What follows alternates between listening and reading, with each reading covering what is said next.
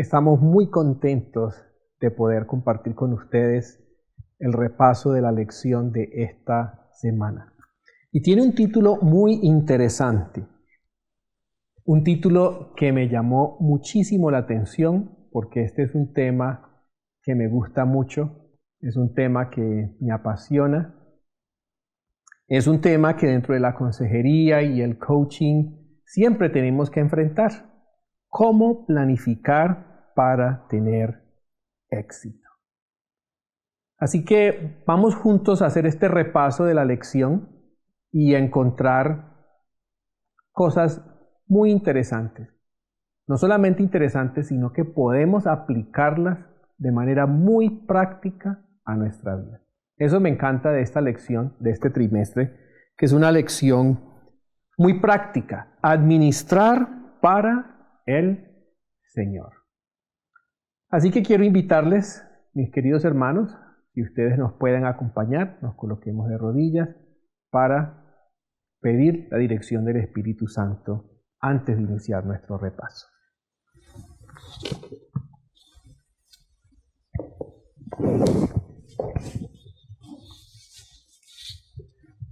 Querido Padre, en este momento queremos pedir tu presencia con nosotros. Estamos estudiando un tema maravilloso, fascinante, con aplicaciones que tienen que ver con muchos aspectos de nuestra vida. Y queremos, Señor, hacerlo de una buena manera. Y que lo que compartamos sea de ayuda para aquellos que nos van a acompañar en este estudio.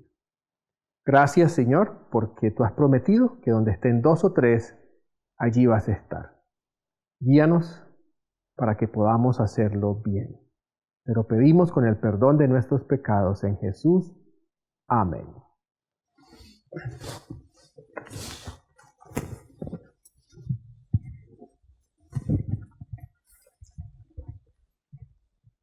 Bueno, en esta oportunidad tengo el privilegio de estar acompañado por la doctora Jimena. Ustedes ya la conocen, ella ha estado con nosotros en otros programas y es parte de nuestro equipo aquí en Fundación Las Delicias. Y esta semana estuvimos conversando, ¿verdad? Sin saber que íbamos a hacer la escuela sabática juntos, estuvimos conversando sobre varios temas que tienen que ver directamente con el estudio de la lección de esta semana. Y estamos conversando sobre el dinero, sobre presupuesto, sobre cómo organizar las finanzas, sobre la proyección, ¿verdad? Estamos hablando de qué estaríamos haciendo dentro de 5 años, dónde nos vemos en 5 años, ¿no? Entonces, pues todo eso tiene mucho que ver con el estudio de esta lección, ¿verdad? Que es para el 25 de febrero. Y bueno, el versículo con el que inicia la lección está en Colosenses 3, 23 y 24. Y dice, y todo lo que hagan, háganlo con todo el corazón como para el Señor y no para los hombres, seguros de que recibirán del Señor la recompensa de la herencia, porque ustedes sirven a Cristo el Señor. Y el primer tema que se aborda es ¿qué es el éxito? ¿Cuál es la definición de éxito? ¿Qué piensas, Jimena? Para ti, ¿cuál es la definición del éxito? Bueno, primero, buenos días para todos, hermanos, y de verdad me alegra que podamos compartir temas tan prácticos, ¿cierto? En los que todos tenemos opiniones, todos tenemos experiencias y también podríamos cada uno hacernos esta pregunta: ¿qué significa para mí el éxito? ¿O tengo ya una definición que alguien me enseñó acerca del éxito? Yo considero que esa palabra tiene que ver no solamente con un momento en la vida. Aunque todo el tiempo de mi vida estoy caminando hacia un solo momento de éxito, sino el éxito precisamente hace parte de todo ese proceso, y yo relaciono esa palabra con bienestar, con no equilibrio, pero sí bienestar. ¿Y cuál sería la diferencia entre bienestar y equilibrio? ¿Por qué haces esa diferencia? Porque nosotros podemos tener bienestar aun cuando no haya equilibrio, por ejemplo, en nuestro entorno. Hay situaciones que nos quitan el balance. Acá, por ejemplo, habla de las finanzas. Hay situaciones que nosotros no podemos controlar. Por ejemplo, la pandemia. Correcto. La pandemia nos quitó el balance, nos quitó el equilibrio. Pero también nos enseñó muchas cosas, nos llevó a gestionar recursos, no solamente económicos, sino también internos. Entonces, creería que por esa es la diferencia. Muy, muy interesante. Me gustó mucho esa explicación entre bienestar y equilibrio. Muchas personas creen que cuando están con todo en su lugar, equilibrio, ¿no?, han alcanzado el éxito. Y eso nos puede producir frustración, porque difícilmente en este mundo de pecado vamos a llegar a un momento que ese momento se prolongue a través del tiempo, ¿verdad? Perdure en el equilibrio. Siempre hay tantas variables, ¿verdad?, que se suceden en la vida, que si uno equivoca el éxito por equilibrio, entonces vamos a desesperar, pensar que nunca hemos alcanzado el éxito. Y bueno, tenemos personajes bíblicos, Jimena, y estoy muy contento de que Jimena nos acompaña hoy, porque vamos a mirar un poco más allá de la definición del éxito y llevarlo también a la parte de la salud emocional, porque una persona sin salud física no puede ser exitosa. Una persona sin salud espiritual no es exitosa, pero una persona que no es feliz, una persona que sufre de ansiedad, de depresión, eso hace más difícil disfrutar del éxito. Sí, así es.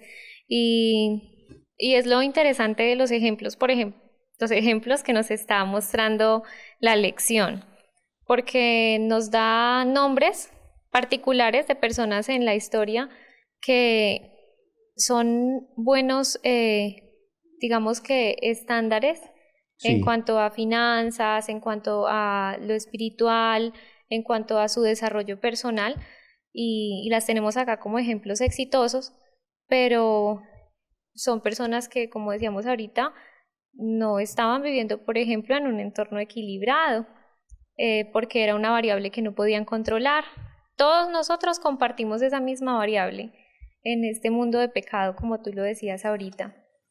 Todos tenemos una historia de vida con ese tipo de variables, y las tendremos hasta el último de nuestros días, aún más al final de los días. Entonces, pues, que es importante buscar ese bienestar, porque si empezamos a trabajar en el bienestar interno teniendo en cuenta la salud física, la salud mental, la salud espiritual, pues podremos estar capacitados para conseguir logros, para pensar claramente, por ejemplo, a la hora de tomar decisiones, tener principios que nos guíen a tomar esas buenas decisiones, tener un cuerpo que nos preste los servicios para ejecutar esas buenas decisiones también. Así es. Y hablando de esos ejemplos, tenemos el ejemplo de José en Egipto. Dice la lección: si alguna vez hubo una vida exitosa, sin duda sería esta. Pero la vida de José fue una vida de desequilibrio. la familia de José era una familia disfuncional. O sea, el contexto de José no lo llamaríamos de éxito. Su mamá lo deja huérfano. Fue criado por las otras esposas de su papá. Podemos de alguna manera intuir que fue un niño sobreprotegido por su papá, pero rechazado. Bueno, no intuir, fue la realidad. Fue sobreprotegido por su papá y fue rechazado por el resto de la familia, porque sus hermanos lo rechazaron. Y me imagino que las otras esposas de Jacob no le hicieron la vida fácil a José. Entonces, después es vendido como un esclavo. Entonces, si nosotros decimos, no, la vida de José fue una vida de éxito, llegó a un punto de bienestar, es correcto, pero su camino fue difícil. Y cuando iban los camellos hacia Egipto, yo pienso que el éxito era lo último que José tenía en su mente, ¿no? Lo último que pasaba por su mente. Entonces, para nosotros es muy fácil fijarnos en yo quiero el estatus, yo quiero el poder, yo quiero... O verlo a él ya cuando estaba, digamos, correcto, que realizado. Sí, yo quiero... ese es mi paradigma, José, pero allá al lado del faraón. Pero para él llegar allí, tuvo que recorrer un camino. Y todos los que queremos alcanzar el éxito, vamos a tener que recorrer un camino. Muchas veces el éxito de una persona deriva de sus tragedias, como en el caso de José. Su éxito fue el resultado de su tragedia. De cómo gestionó todos esos antecedentes, ¿cierto? Porque como tú estabas explicando, esos orígenes podían sin duda alguna desencadenar un comportamiento, por ejemplo, de él en el que se desconectara y dijera, bueno, ya lo perdí todo, donde cegara su mente, por ejemplo, a ver la alternativa de conectarse con el Dios de sus padres. Pero pues vemos a José madurar, madurar y en ese proceso de maduración, pues no fue porque las situaciones a su alrededor estuvieran mejorando, sino que al contrario, no eran fáciles, pero él cada vez tenía más recursos espirituales y emocionales, sobre todo, para gestionar todo lo que él ya traía consigo y lo que le estaba presentando, los retos del presente para él. Quedo muy conmovido con una palabra que tú usaste, gestionar. Y me parece que es vital. ¿Cómo gestionar nuestra tragedia? ¿Cómo gestionar nuestro pasado para que se convierta en un catalizador para el éxito hoy en día? ¿Puedes desarrollar un poquito más sobre eso? Me pareció excelente. Ya. Cuando vemos toda nuestra historia de vida y todos los, digamos que los posibles riesgos que tendríamos para tomar malas decisiones, para repetir un patrón generacional, por ejemplo, él podría repetir un montón de patrones generacionales negativos de su papá, de la disfuncionalidad de su hogar. Y aunque no lo vemos al principio en la historia de José gestionando esa área relacional de pareja, por ejemplo, lo vemos gestionando sus relaciones interpersonales basados en la fidelidad, en el respeto a la autoridad, en su temor a Dios, que fue la base de todo ese éxito. Y pues la gestión es qué decido yo hacer con lo que tengo. ¿Sí? Con lo que tengo. Y pues yo creo que toda la lección de este trimestre se habla de gestión de recursos, de mayordomía. Y si lo vemos desde ese punto, nosotros debemos ser mayordomos de nuestra historia de vida, mayordomos de nuestros, por ejemplo, de nuestras consecuencias, de las creencias que tenemos. Nosotros podemos conocernos y empezar un proceso de conocernos a la luz de la palabra, de conocernos con un profesional también si necesitamos ese tipo de ayuda, con nuestros amigos. En nuestras relaciones interpersonales nos conocemos mucho, en la crisis, pero si nos quedamos solamente, sí, es que yo soy así y bueno, eso es lo que hay, claro, ¿cierto? Pues no gestionamos nada, pero cuando vemos ese panorama y cada vez que nos encontramos con él, deseamos algo diferente, anhelamos un cambio o decimos, no, este defecto de carácter me está venciendo, voy a pedir ayuda, o empiezo a hacer algo intencional por trabajar en esa área de mi vida, o veo que por mi contexto me cuesta, por ejemplo, no sé, resolver un problema, comunicarme, no ser agresivo, porque vengo con una carga familiar de ese patrón. Entonces, cuando empezamos a conocer ese contexto es que tenemos que gestionar. ¿Cómo lo vamos a gestionar? Por ejemplo, un rasgo de personalidad. Sí. ¿Cómo lo gestionamos? ¿Qué de eso que he desarrollado a lo largo de mi vida potencia por ejemplo, mis relaciones, mi crecimiento personal, mi relación con Dios? Pero en qué ese mismo rasgo me trae unos problemas grandes, es una debilidad, una desventaja más bien. Entonces, ahí es donde hay que gestionar. Dejar como de actuar en ese automático con todo lo que traemos y poder decidir, tomar decisiones sobre lo que tenemos con nosotros. Muy hermoso el otro término que introduces, mayordomía del pasado, mayordomía de tu historia.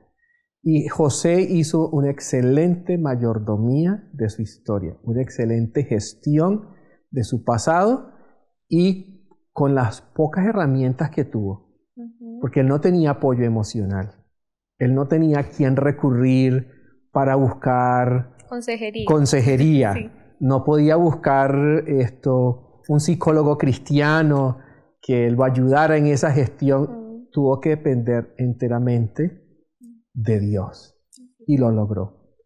Y eso no quiere decir que entonces no debemos recurrir a buscar ayuda, porque hay personas que se resisten a buscar ayuda. Dicen, no, Jesús y yo solos podemos. Y es un error pensar de esa manera. Cierto, Jesús y yo solo podemos, pero Dios quiere facilitarnos y ha dejado instrumentos, ha dejado herramientas para facilitarnos el camino al éxito. Bueno, también tenemos aquí el ejemplo de Juan el Bautista. Y pregunta la lección, ¿cuán exitosa fue su vida? Y entonces cuando analizamos eso, pues la vida de Juan el Bautista, ¿podríamos decir que fue una vida exitosa? En términos de la definición secular del éxito, no. Pero el éxito en términos bíblicos es diferente. Lograr tu propósito, encontrar tu llamado, tener significado en la vida. Eso tiene mucho que ver con el éxito en la Biblia. Y Juan el Bautista cumplió su propósito. Y su propósito era ese: morir en esa circunstancia, ser un mártir. Bueno, y si hablamos de éxito y miramos la vida de Jesús. Sí. Pero él fue exitoso porque cumplió el propósito. Isaías 53 nos describe el propósito de la vida de Jesús. Por eso su vida fue significativa.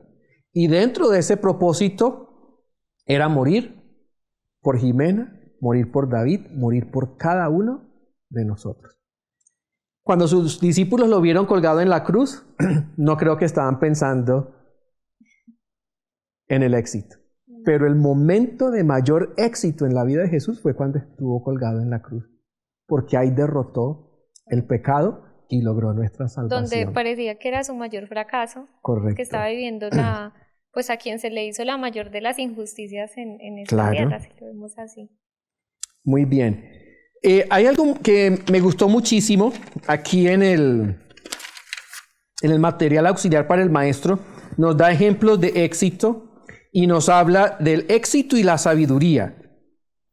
Una persona con sapiencia, una persona con conocimientos de vida, eso es éxito. Nosotros vemos, por ejemplo, la vida de un personaje del siglo XX, Mahatma Gandhi. Murió como un mártir, murió asesinado, pero fue un hombre exitoso. Porque lo que fue su razón de vida, que fue darle la independencia a la India, él lo logró. Entonces, aún en el mundo secular encontramos ejemplos de personas que estuvieron dispuestas a sacrificarlo todo para lograr el objetivo. Y para mí, lograr el objetivo es éxito. El problema es que muchas veces son mis objetivos, pero cuando logramos el objetivo que Dios tiene para nosotros, ahí estamos en la plena realización del éxito. Y cuando cumplimos ese objetivo que Dios tiene para nosotros, nos damos cuenta que no es solamente para un momento específico de la vida, digamos, para un día alcanzar la estabilidad completamente económica, un día alcanzar completamente que nada me falte y tenga asegurado el futuro de mis hijos, sino que es un éxito que, digamos, que trasciende, va más allá de la vida en esta tierra, porque nos lleva a aspirar a lo eterno, a conectarnos, yo creo que en esencia con un plan mayor a nosotros. Correcto. Y es el plan de la salvación. Así es. Así que una persona con mucha sabiduría, pero no necesariamente con muchos bienes materiales, es una persona de éxito. Nos habla del éxito en el matrimonio y en la familia. Y bueno, en esta área sí encontramos muchas personas fracasadas hoy en día. Pero ciertamente, tener un matrimonio y una familia como Dios quiere, donde hay armonía, donde hay bienestar y, ¿por qué no?, equilibrio, ¿verdad? Todos queremos una familia equilibrada en la medida que se pueda, ¿verdad? El mayor equilibrio posible. Eso es éxito. Porque si tenemos éxito en lo financiero, pero en la casa no hay paz, no hay amor, ¿cómo vamos a disfrutar ese éxito? Pero si no tenemos recursos, pero en la casa hay paz, amor, agradecimiento por lo poco que tenemos, podemos enfrentar los desafíos financieros de una manera productiva, con una actitud diferente. Yo he conocido muchas parejas que económicamente están muy bien, pero no se entienden.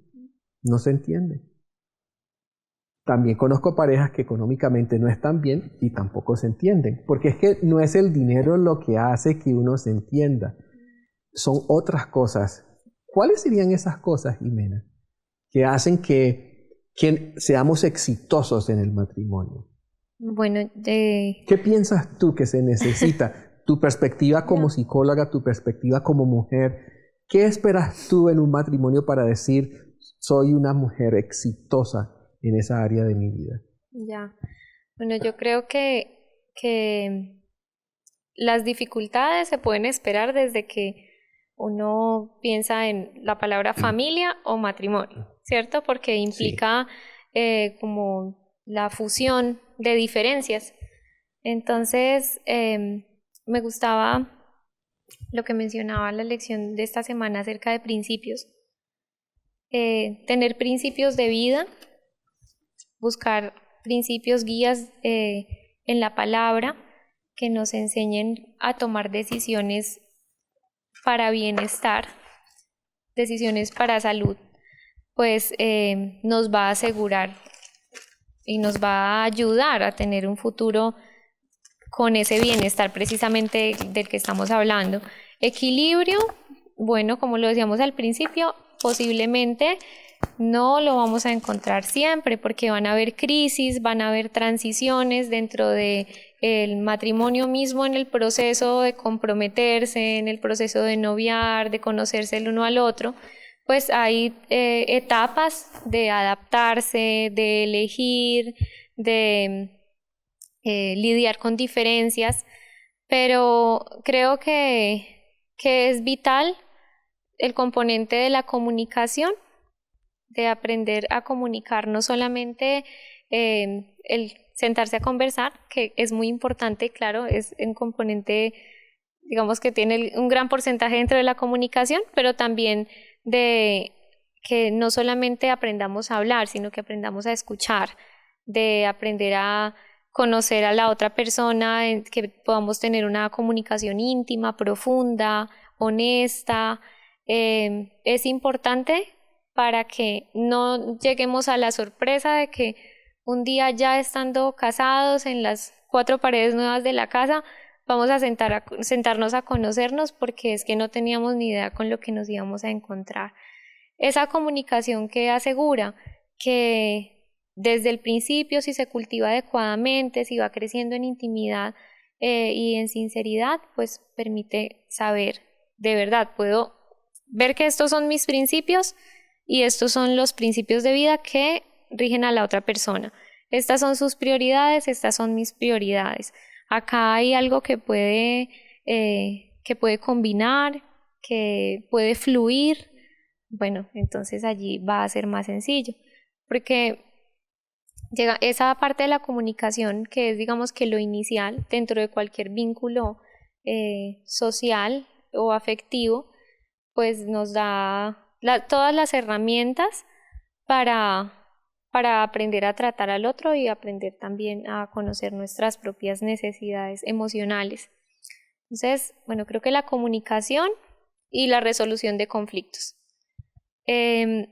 Porque resolver conflictos es algo que algunos han tenido el privilegio de verlo en su casa, cómo se gestiona un conflicto de la manera adecuada, pero un gran porcentaje o no lo hemos visto o lo vimos de forma disfuncional. Entonces, ese aprendizaje de la gestión de conflictos, de cuáles son las prioridades dentro de un conflicto, que aquí alguno de los dos tenga la razón, que yo siempre gane, o que yo siempre cedo y el otro tiene la razón porque no hay nada más para hacer, o aprender a tener una postura compasiva, de empatía, pero también de respeto propio y de encontrar un punto allí en un principio en el que digamos, bueno, hay algo mayor que nos puede guiar a los dos para encontrar el bienestar. No, y el éxito en el matrimonio, si nos vamos por allí, tendríamos que hacer un seminario, ¿verdad? de varios días para hablar sobre este tema tan maravilloso. Pero definitivamente, tener un hogar feliz, para mí, ese es el éxito, ¿no? Porque si tú no encuentras armonía, no encuentras paz, temes llegar a tu casa, ¿cómo puedes experimentar el éxito? Muy bien, gracias, Jimena.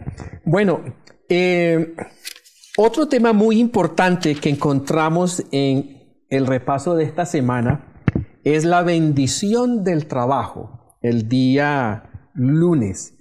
Y aquí nos habla de trabajo y pasión. Jimena, en tu experiencia, ¿tu trabajo es lo que te apasiona? ¿Tu trabajo Sí. es tu vocación? ¿Desde pequeña quisiste hacer lo que estás haciendo?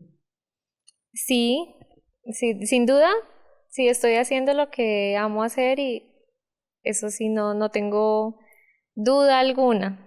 O sea que tú eres una persona exitosa. Sí, pues en los términos que estamos hablando, de que es bienestar, que es un proceso, que es un paso a paso en el crecimiento, sí, lo es.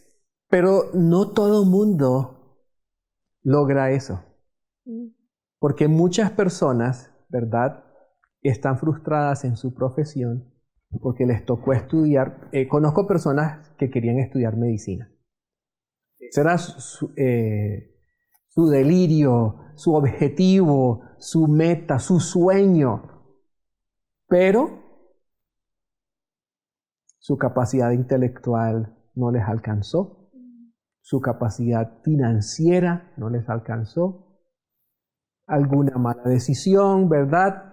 No pudieron y les tocó estudiar otra cosa que les permite, ¿verdad?, poder proveer para sus necesidades de una manera apropiada, pero siempre se sienten que no han alcanzado el éxito porque no están haciendo lo que ellos aman. ¿Qué le podríamos decir a una persona? Bueno, antes de decirte eso, es interesante. José nunca, para usar el ejemplo que tenemos, José nunca soñó ser el segundo después del faraón. Eso no estaba dentro de sus planes. Él soñaba vivir al lado de su padre, tener a sus hijos, su esposa, disfrutar, ¿verdad?, de la vida de un agricultor, de un ganadero exitoso, ahí tranquilo, adorando a su Dios. Eso era lo que José quería, eso era lo que él había visto. Pero Dios le cambia todo. ¿Cómo pudo José llegar a amar y hacer, como nos dice la palabra, que todo lo que te viniera en la mano, hazlo con todo el corazón, cuando su vocación, su sueño, no coincidió con la realidad que la vida le dio? Ese no es tu caso, tampoco es el mío, pero sí es el caso de muchas personas. ¿Cómo nos podemos ayudar? ¿Cómo se pueden ellos? Van a tener que seguir buscando a llegar a ese lugar perfecto donde su vocación se una con las circunstancias y mientras tanto entonces se quedan sentados esperando. Ya, claro. Es como si nos ponemos a pensar de que si no estudio lo que siempre ha sido mi sueño, entonces voy a fracasar y no voy a tener éxito, ¿sí? Creo que había algo más en la experiencia de José. Claro, él nunca se planteó ser un gobernador. No estaba ni siquiera en su área de lo que era conocido. Pero habían principios que a él le fueron implantados dentro de su crianza. El temor a Dios, la fidelidad, ¿cierto? El trabajo. Son cosas que él sí vio dentro de su entorno. Y se llevó esos principios para la tarea que él no podía decir, sí quiero trabajar en esto, quiero trabajar en aquello, no, lo que le tocó hacer y allí él desarrolló grandes habilidades y vimos vimos en su historia que él también él recibió la bendición de Dios en que él era fiel, hacía lo que podía hacer, lo que tenía a la mano para hacer, lo hacía bien y el Señor empezó a bendecir sus talentos y a darle aún más. No hay diferencia entre José y nosotros porque la fidelidad en algo pequeño nos lleva de forma hasta natural y fisiológica a hacer un ejercicio en nuestras facultades y eso nos va a traer mayor facilidad, ¿sí? Nos va a ayudar, por ejemplo, a tener una atención más fuerte, una memoria más ejercitada, un lenguaje más fluido. Entonces, la práctica. Si uno no es fiel en la práctica, no es constante, si hay pereza, si solamente me guío porque hoy tengo ganas y mañana no tengo ganas, pues si de pronto esa hubiese sido la actitud de José, tenía motivos para no tener ganas, claro, tenía todos los motivos, pero él pasó por encima de esto, ¿por qué? Porque había un principio de vida. Y adicional a esto, su fe.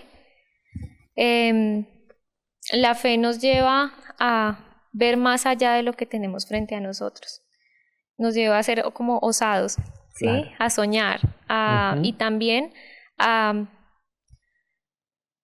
ver esta realidad que nos dice el Señor en Isaías 55, de que nosotros podemos imaginarnos algo, pero eso que nos imaginamos y es tan bueno, es tan pequeño como está la tierra y arriba está el cielo.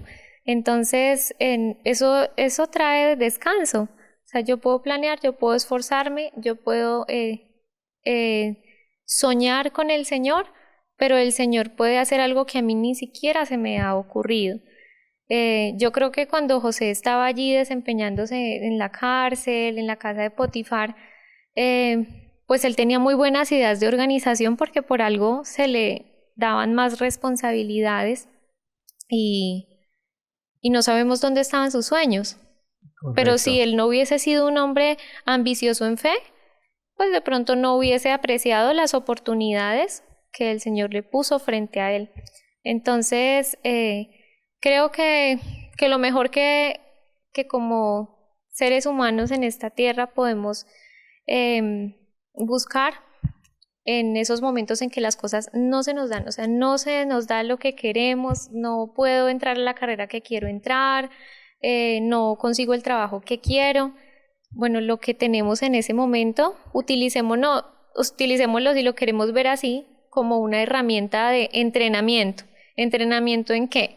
En nuestras facultades, entrenamiento en nuestra fe, entrenamiento en nuestra madurez, en nuestra capacidad de adaptarnos a las situaciones que no nos gustan. Y esas son, creo que si salimos de esa experiencia y todavía no conseguimos lo que queremos en términos materiales, hemos conseguido mucho en nuestro crecimiento personal y espiritual. Sí, cuando revisamos la vida de los personajes bíblicos, muchos de ellos, la mayoría, lo que ellos soñaron que querían ser, no coincidió con lo que les tocó. Y no que les tocó por las circunstancias, sino porque Dios les hizo un llamado. Jonás no quería ir a Nínive, ¿no? Prácticamente Dios lo obliga a ir a Nínive. Pero a veces nos pasa lo mismo, ¿no? Y pienso en otra palabra que comienza con E y que para mí va muy cerca del éxito y es excelencia. Nosotros, hoy en día la tendencia es persigue tus sueños, haz lo que dice tu corazón, ¿verdad? Si te hace feliz, hazlo. Eso es parte de nuestra sociedad contemporánea, pero eso no era parte de la sociedad en tiempos bíblicos. En tiempos bíblicos la gente aceptaba su lugar y hacía lo mejor con lo que había recibido. Hoy en día ya eso no existe. Hoy en día es lucha por tus sueños, tú puedes, si quieres puedes. Y eso es un discurso bonito, motivador, pero muchas veces puede ser un discurso irreal. Y nos puede llevar a frustrarnos. Claro. O sea, pensar de que solamente voy a ser feliz el día que haga lo que yo creo que es lo que quiero hacer. Y si se me presentan otras cosas, como no experimento esa emoción de gozo, entonces siento que no soy nada, no soy nadie, no he conseguido. Y pues esa frustración nos lleva a precisamente nunca alcanzar la excelencia en lo que estamos haciendo, que nuestra motivación es imposible que esté presente ahí. Así que aunque mi pasión no se haya identificado con lo que me correspondió hacer, si yo pongo la excelencia de por medio, como dice la palabra de Dios, ¿verdad? Donde está nuestro tesoro, tiene que estar nuestro corazón. Y si nuestro corazón está donde está el tesoro es el trabajo que nos tocó. Le ponemos el corazón, vamos a alcanzar satisfacción y vamos a ser exitosos. Tú ahorita me preguntabas por mi experiencia personal y me acordaba lo que conversamos esta semana. Yo no siempre dije quiero ser psicóloga, no, eso no pasó, ¿sí? Pero sí tenía algo claro, y en la adolescencia, que digamos que fue cuando brotó algo que inculcaron mis padres: el servicio a Dios. Es importante, es vital, es el todo, bueno, como en la vida es una de las de los topes a alcanzar. Y cuando tuve mi primera experiencia con la misión a los 15 años, dije, wow, o sea, yo quiero trabajar en algo que tenga que ver con el servicio, algo que tenga que ver con la misión. Pero no sabía, ay, sí voy a ser psicóloga, no, eso no. Empecé a mirar qué profesiones eran necesarias en un ministerio, y sabía que iba a poder ir a la universidad, no lo sabía. Pero se podía soñar. Claro. Entonces, a su tiempo Dios proveyó para ese sueño. Y yo sabía que quería estudiar algo que fuera escaso en los ministerios. Y tenía algo claro, que quería servir. Eso era lo que tenía claro. A su tiempo, bueno, los intereses que tenía, algunas preferencias, pues me llevaron a inscribirme en psicología. Y el Señor abrió la puerta. Y no podía decir yo que llegué allá porque siempre quise, no, pero en medio del camino, encontrando cada vez más cosas, estudiando, esforzándose porque los exámenes, por aprender, pues encontré que era la herramienta que el Señor había facilitado para que pudiera ser exitosa. Entonces, el Señor a veces utiliza sus métodos, y hay personas que tienen claro desde siempre, yo quiero ser esto o hacer esto, y es bueno, y el Señor los lleva por allí, pero también el Señor nos lleva a adaptarnos a las realidades que nosotros tenemos, y pues nos puede dar una experiencia de fe, y también puede transformar lo que de pronto para nosotros no es concreto, pero sin duda alguna Él nos va a llevar más allá, porque Él sí quiere lo mejor para nosotros. Y en este momento estoy pensando en un personaje bíblico que para muchas personas es un ejemplo de éxito. Y estoy pensando en Esther y cómo de ser una huérfana llega a ser la reina. Pero pienso en Esther cuando se confronta con la situación con Amán y el decreto de muerte. Yo creo que en ese momento Esther deseó nunca haber pisado ese palacio. O sea, cuando uno pasa por situaciones difíciles, por crisis, y todos pasamos por esos momentos, ¿verdad? Y esta semana compartía contigo, ¿verdad?, una situación que estamos manejando que ha sido de mucha presión, de mucho estrés, pero nada compara con lo que Esther tuvo que pasar, donde su esposo, que si estaba de mal genio ese día, era su último día, enfrentarse a Amán, el primer ministro, después a todo el pueblo, ¿verdad?, que iba a aniquilar al pueblo judío. El éxito trae responsabilidades, ¿no? Muchas veces nosotros pensamos que el éxito es ausencia de pruebas, que el éxito es solo felicidad, y el éxito cuesta, ¿no? Sí. El éxito tiene un costo que hay que pagar. Muy bien, bueno, esta lección es hermosísima. Cuando me pidieron que tuviera el estudio, estuve muy contento de hacerlo porque me identifico muchísimo con todo lo que dice la lección, y espero que haya sido de mucha ayuda para ustedes. Y quiero que terminemos con una cita que está aquí en la lección del viernes. En el libro de la educación, páginas 144 y 145. Dice: no puede ser perfecto o completo ningún proyecto de negocios o plan de vida que abarque únicamente los breves años de la vida actual y no haga provisión para el futuro eterno. Lo que tú decías, ¿no? De la trascendencia de lo que hacemos. Nadie puede acumular tesoro en el cielo sin descubrir que de esa manera se enriquece y se ennoblece su vida en la tierra. Me parece tan interesante la manera como está construida la idea principal de esta cita, ¿no?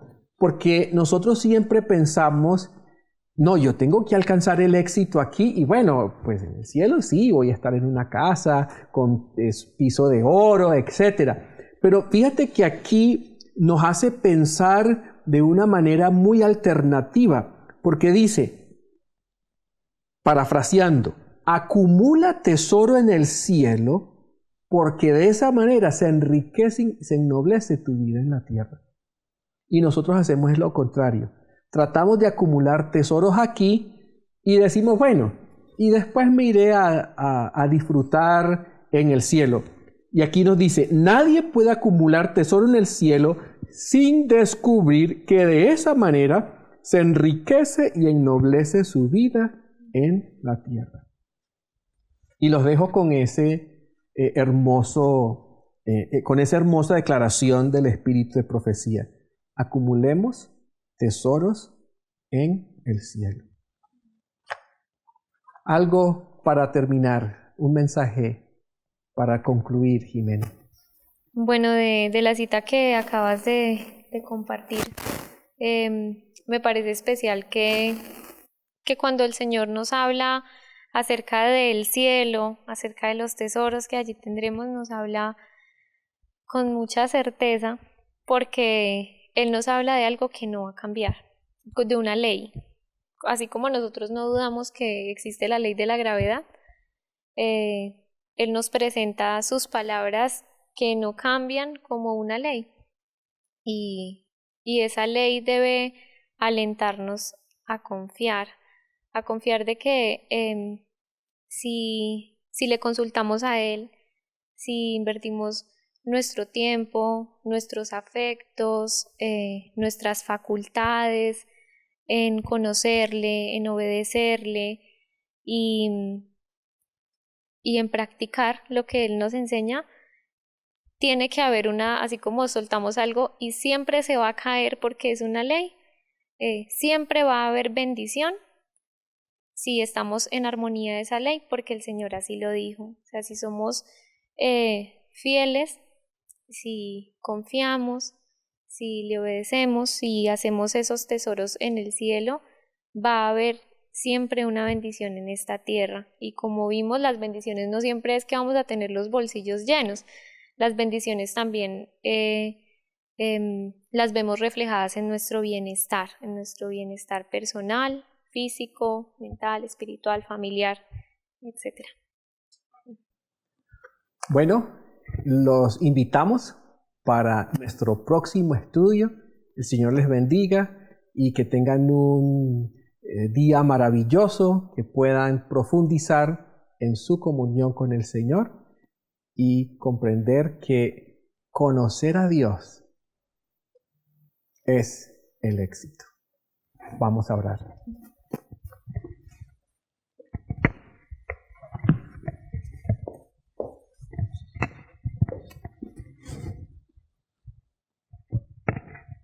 Querido y amante Padre, gracias por este momento tan especial donde hemos podido escudriñar en tu palabra, indagar sobre tu propósito para nuestras vidas. Señor, tú nos creaste para alcanzar un potencial infinito. Nos diste un cerebro con una capacidad para la eternidad. Gracias, Señor, porque aún en este mundo de pecado podemos alcanzar el éxito. Podemos encontrar el propósito que tú tienes para nuestras vidas y dedicarnos a cumplirlo, a revelar tu amor a un mundo que perece, a dejar que tú nos utilices para ser parte de la solución al problema del pecado. Gracias, Señor, porque a través de la excelencia, excelencia en nuestra victoria sobre el pecado, excelencia en nuestra entrega a ti, excelencia en nuestro amor hacia el prójimo, excelencia en el desarrollo de todas nuestras facultades, encontramos el verdadero éxito. Guárdanos, Padre, y gracias por el privilegio de conocerte. Lo pedimos en Jesús. Amén.